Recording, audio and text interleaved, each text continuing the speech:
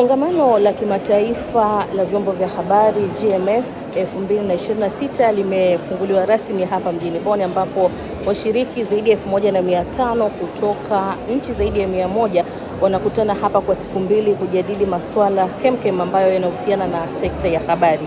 Mkurugenzi mtendaji wa DW Barbara Massing amesisitiza umuhimu wa waandishi wa habari kuendelea kusikika katikati mwa taarifa nyingi za upotoshaji, migawanyiko ya kijamii, ukuaji wa teknolojia na pia jukumu la vyombo vya habari katika kukuza demokrasia, hasa kwa mataifa ambayo watawala wanabinya uhuru wa vyombo vya habari.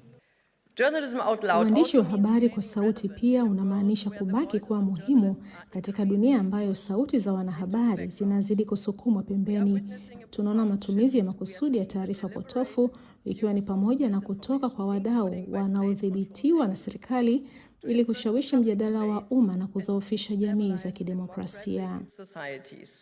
Naye waziri wa habari katika jimbo la North Rhine-Westphalia, Nathanael Liminski, amesema licha ya kwamba teknolojia imebadili namna taarifa zinavyopatikana, lakini uandishi wa habari wa binadamu bado unasalia kuwa na umuhimu mkubwa. Mabadiliko ya kidijitali katika enzi ya akili mnemba AI yanabadilisha hakimiliki, mifumo ya biashara na kazi za uhariri, na baadhi ya majukwaa makubwa yanazidi kuamua kile watakachoona, kusoma au kusikia. Algorithm ndizo zinaamua ni mitazamo ipi inaonekana.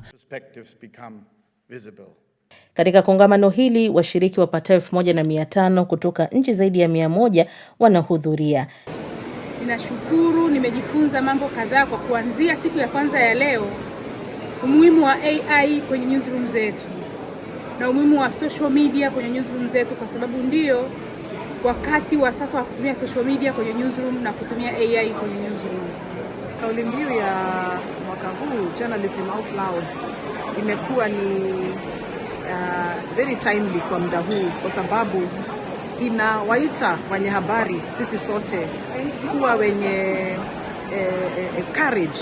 Kongamano hili la GMF huandaliwa na shirika la utangazaji la Ujerumani Deutsche Welle kwa kushirikiana na wadau wengine, na huwakusanya wadau wa sekta ya habari ili kuzijadili changamoto na hatimaye kutoka na suluhisho kuhusu mustakabali wa sekta ya habari ulimwenguni.